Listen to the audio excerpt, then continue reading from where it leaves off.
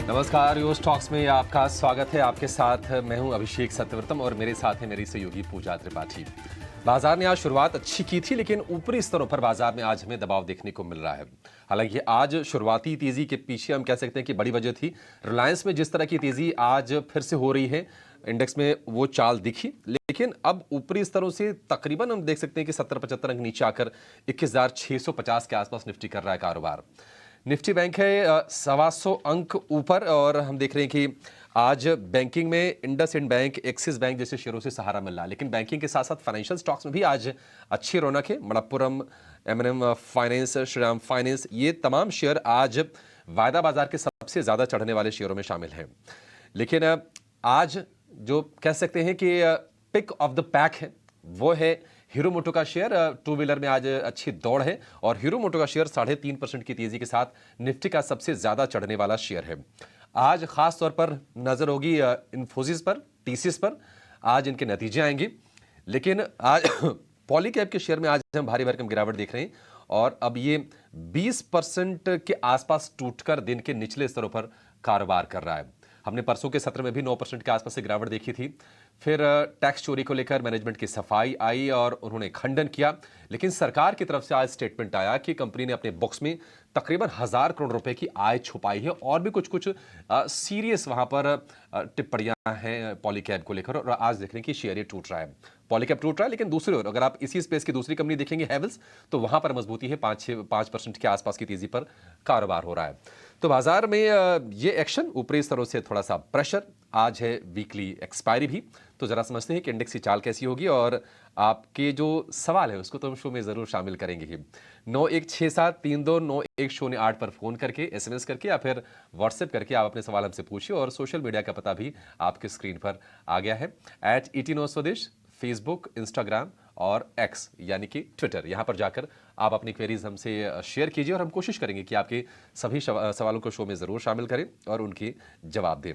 और आज आपको गाइड करने के लिए, आपकी रणनीति बनाने के लिए, आपके शेयरों पर बिल्कुल सटीक जवाब देने के लिए हमारे साथ हैं दो खास मेहमान। मार्केट एक्सपर्ट रवि सिंह हैं और लक्ष्मी श्री इन्वेस्टमेंट के अंशुल जैन भी हमारे साथ जुड़ गए हैं। आप दोनों का बहुत शुक्रिया, स्वागत है टी9 स्वदेश पर। रवि, शुरुआत आपसे करना चाहेंगे। आज शुरुआत अच्छी हुई थी बाजार की और तीसरे सत्र में हम तेजी देख रहे थे। हालांकि ऊपरी स्तरों पर प्रेशर है। कल का सत्र भी काफी ज्यादा वोलेटाइल था और वो वोलेटिलिटी आज भी हम कंटिन्यू होते देख रहे हैं। इंडेक्स को लेकर रवि आप क्या सलाह देंगे? अब चूंकि आज से नतीजों का सीजन भी शुरू हो जाएगा, तो सलाह क्या होगी आपकी? कि थोड़ा सा अगर बैंक निफ्टी और निफ्टी के लेवल्स यहाँ पर नीचे आ जाते हैं तो वो और अच्छी बात है। जैसे मैं एग्जांपल के लिए बताता हूं कि अगर इस समय निफ्टी अगर 21,640 के पास आता है तो वो एक फ्रेश बाय लेवल यहाँ पर जनरेट होगा और नेक्स्ट टारगेट होगा 21,720 और 21,750 का। तो फिलहाल काफी स्ट्रॉन्ग सपोर्ट है 21,640 के पास और दूसरा सपोर्ट है 21,600 के पास। अब रेजिस्टेंस देखते हैं तो 21,750 और 21,800 यहाँ पर एक रेजिस्टेंस के तरीके से फेस होते हुए नजर आएंगे। आज एक्सपायरी है, एक्सपायरी एक्सपेक्टेड है कि 21,700 और 720 के रेंज में होती हुई नजर आएगी। साथ ही बैंक निफ्टी पे भी यहाँ पर एक बुल जो है वो काफी अग्रेसिव है। तो मुझे लगता है कि यहाँ पर भी हम इवनिंग सेशन तक एक बार 47,800 तक के लेवल जाते हुए देखेंगे और लोअर साइड पे अगर देखते हैं तो स्ट्रॉन्ग सपोर्ट है 47,400 और 47,200 का। तो मुझे लगता है कि इंडेक्स में फ्रेश बाय की रिकमेंडेशन होगी और ओवरऑल यहाँ पर रिस्क रिवॉर्ड रेशियो भी बेहतर है। तो आप एक बार बाय की तरफ से ही चल सकते हैं, सेल करने की अभी ना सोचे क्योंकि मोमेंटम काफी अग्रेसिव है। थोड़ी बहुत गिरावट अग्रेसिव बाय के लिए यहाँ पर हिट कर सकती है। ओके, तो थोड़ी बहुत गिरावट भी आती है तो उसमें खरीदारी के मौके देखिए, अग्रेसिव बाइंग आप करके चल सकते हैं। ओवरऑल जो सेटअप है वो पॉजिटिव नज़र आ रहा है बाजार का। थोड़े बहुत करेक्शन जो आए तो वहाँ पर एंट्री लेने के मौके आप देख सकते हैं। चलिए अब आगे बढ़ेंगे और हमारे साथ अब दर्शकों के सवालों को भी शामिल करेंगे। चंडीगढ़ से करण वर्मा जी जुड़े हैं हमारे साथ फोन लाइन पर। करण जी नमस्कार, सवाल पूछिए अपना। नमस्कार मैम। सर नमस्कार जी। जी मेरा आरकेएम केमिकल इंडिया से रिलेटेड सवाल है। मैंने 646 के भाव पे खरीदे थे 25 शेयर तो अभी तो फिलहाल लॉस हो रहा है, तो क्या ओके। मैं बने रहूं कि इसमें एग्जिट करूं? कब लिया था आपने ये? ये मैंने अभी रिसेंटली ही लिया है, थोड़ी देर पहले ना। हम्म। हम्म। ठीक है, थोड़ा ऊपरी लेवल पर ले लिया आपने। लिस्टिंग भी ज़्यादा पुरानी नहीं है स्टॉक की, लेकिन 646 ये है बाइंग प्राइस और 630 पर इस वक्त स्टॉक कारोबार कर रहा है। तो इनको हल्का नुकसान हो रहा है, बहुत ज़्यादा नुकसान नहीं हो रहा, लेकिन हल्के नुकसान में है ये। अंशुल, आप सलाह दीजिए। आर्कियन केमिकल के शेयर हैं इनके पास, चार्ट्स कैसे लग रहे हैं आपको? आगे के लिए नेक्स्ट टारगेट जानना चाह रहे हैं। वैसे इनकी खरीद के पास ही फिलहाल स्टॉक कारोबार कर रहा है, लेकिन चार्ट्स पे कैसी लग रही है आपको ये कंपनी? नमस्कार अभिषेक, नमस्कार पूजा। ये स्टॉक काफी अच्छा लग रहा है। इसमें आईपीओ का जो हम कहते हैं आईपीओ बेस 8 से 10 हफ्ते का जो बनना चाहिए, थोड़ा सा एक्सटेंडेड है, लेकिन आईपीओ बेस बन रहा है। 3 हफ्ते से टाइट क्लोजिंग है। आज करंट वीक में एक फॉल्स ब्रेकडाउन भी देके ऊपर आया है, तो इसमें आईपीओ बेस का जो ब्रेकआउट है वो 684 के ऊपर आएगा। इनको स्टॉक होल्ड करना चाहिए। 684 के ऊपर चाहे तो और ऐड कर सकते हैं। दोनों केस में टारगेट ऊपर में 800 840 का रहेगा। तो आईपीओ बेस बन रहा है स्टॉक में, थोड़ा सा पेशेंस रखते हुए स्टॉक को होल्ड करना चाहिए। 684 685 निकलने के बाद जबरदस्त तेजी बनेगी स्टॉक में। सलाह आपके लिए आर्शियन केमिकल्स को लेकर पंजाब चलेंगे, वहां से दीपक हमारे साथ हैं। दीपक जी नमस्कार। पूछिए क्या जानना है आपको, कौन सा शेयर है आपके पास?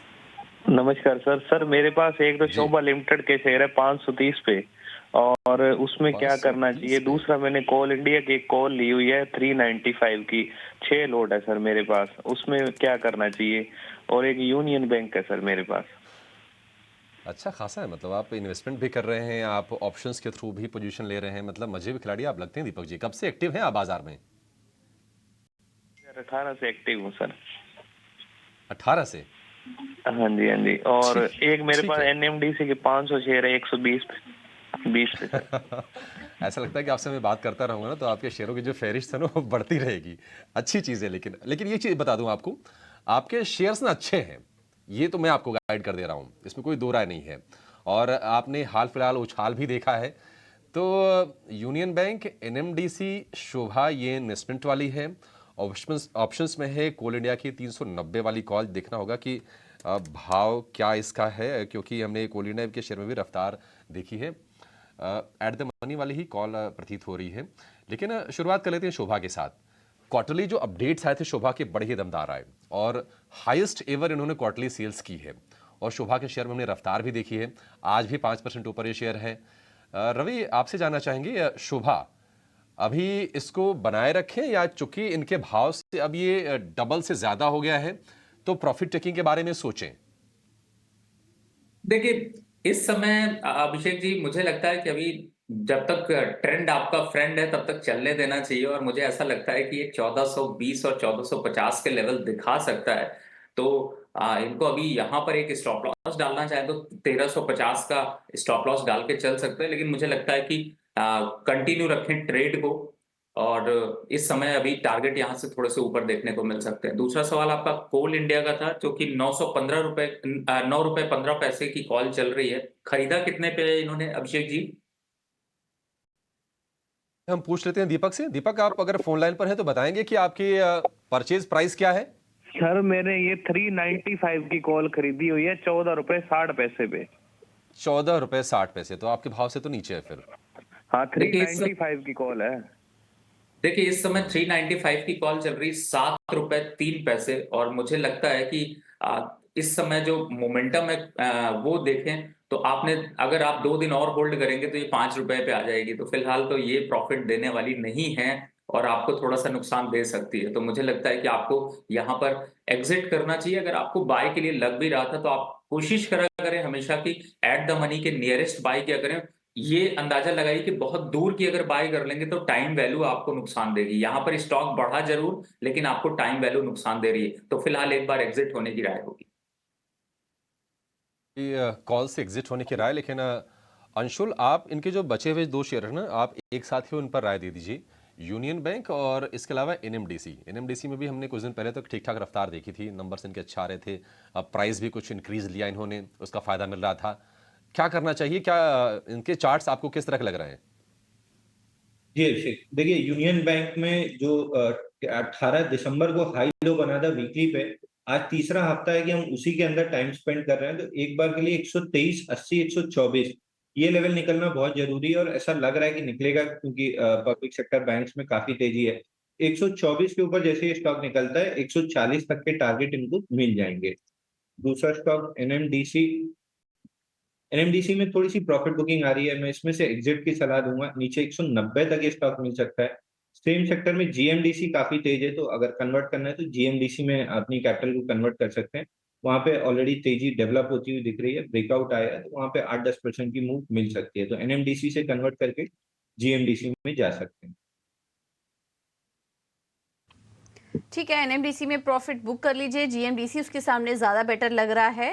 अच्छा रिस्क रिवॉर्ड मिल सकता है, आपको खरीदारी करके चल सकते हैं। बाकी स्टॉक्स पर भी आपको सलाह दे दी गई है। चलिए अब रुक करते हैं हमारे अगले सेगमेंट का, ऑप्शन के चैंपियंस।